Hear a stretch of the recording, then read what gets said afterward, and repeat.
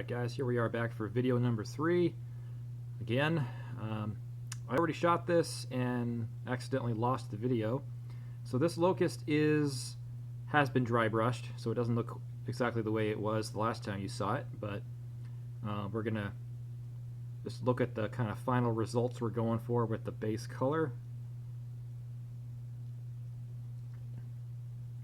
And instead of the locust, we are going to work on the Charger, which might be easier to kind of tell the difference as we're going along here anyway. So this was painted with MSP Rusty Red and then dry brushed with the washed with black wash. And we're going to go back and dry brush with Rusty Red today.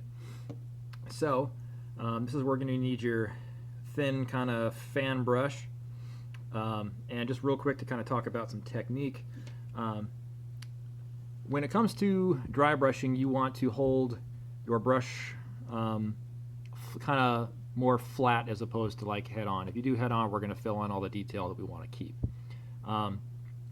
And when you're dealing with lines, like up here on his arm would be the best to show, you want to go perpendicular to the lines. So like this big long line here, I would not want to take my brush and go this way because the bristles are going to fall in the crack and fill it up. So instead you want to come at this detail this way instead and go in that pattern.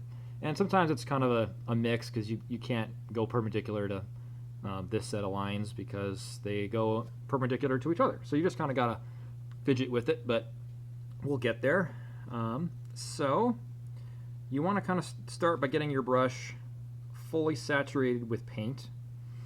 Set the Charger down for a second. Kind of get off as much as you can in your palette so you're not wasting it. And I've got a little piece of cardboard here to kind of show what we're going to do next. You can do this with cardboard or a paper towel. I use cardboard because I actually have a piece of cardboard as my base here, and I just usually use that and every once in a while go through and just swap it out. This is my old one. So this little piece here with this brush, you take your saturated brush and you just get off as much paint as you can until you start getting it to look like down here.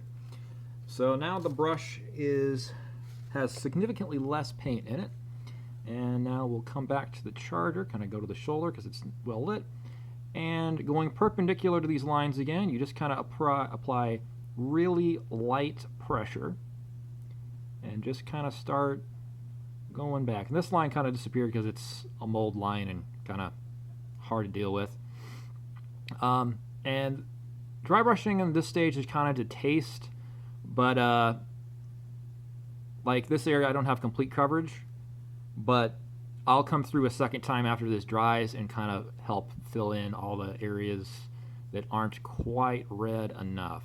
I don't want to spend too long in these areas because you end up kind of moving it around as it starts to dry because it's so thin. So you need to let it completely dry before you come through here and apply more, otherwise you'll just start rubbing it off.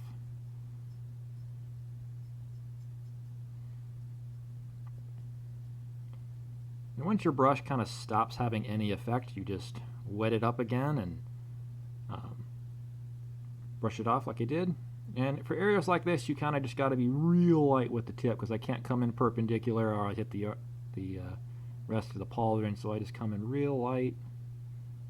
Just try to stay away from the lines as best I can.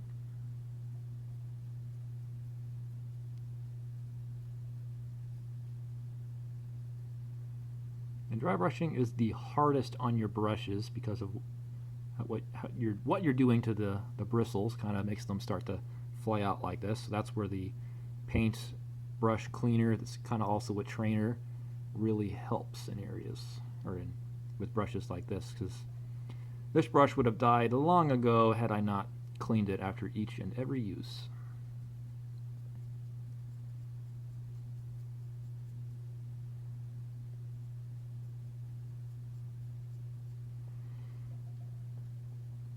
See, we're kind of getting back to what we want, to where that shoulder is really dark and splotchy, and this one, it's much more red, and the details really starting to pop out.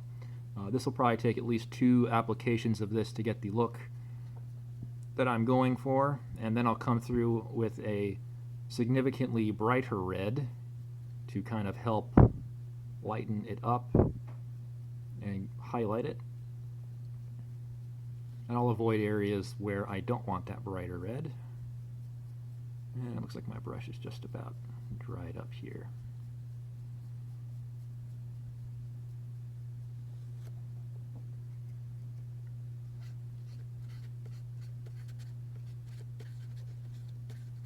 And you do end up wasting a lot of paint this way because you end up leaving it on whatever your paper towel, your cardboard, or whatever it is that you're using. And that's just kind of part of the game, part of the process. But we're not using very much paint to start with, so you're not really wasting all that much.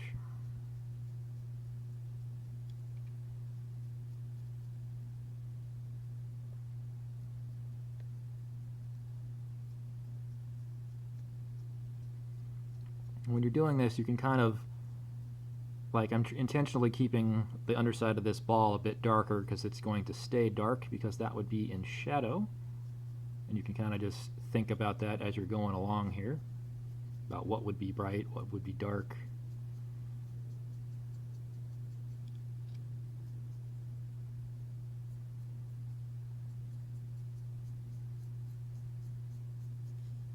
And if you're wondering what mini this is the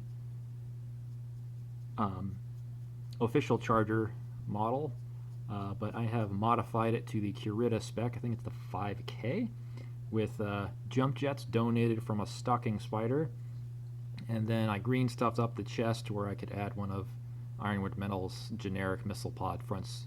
So LRM-20 up there on the chest. Wasn't that hard of a modification to do, and I'm pretty happy with how it turned out.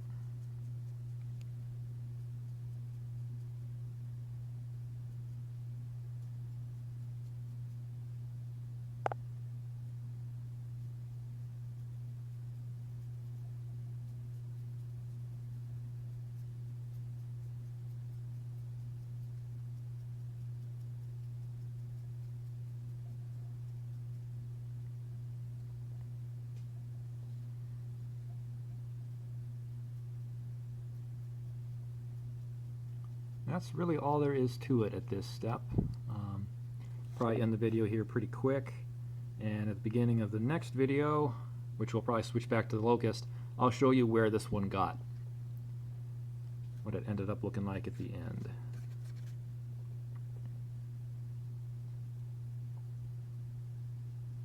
Brush has a little bit too much paint on here. We'll kind of make it work.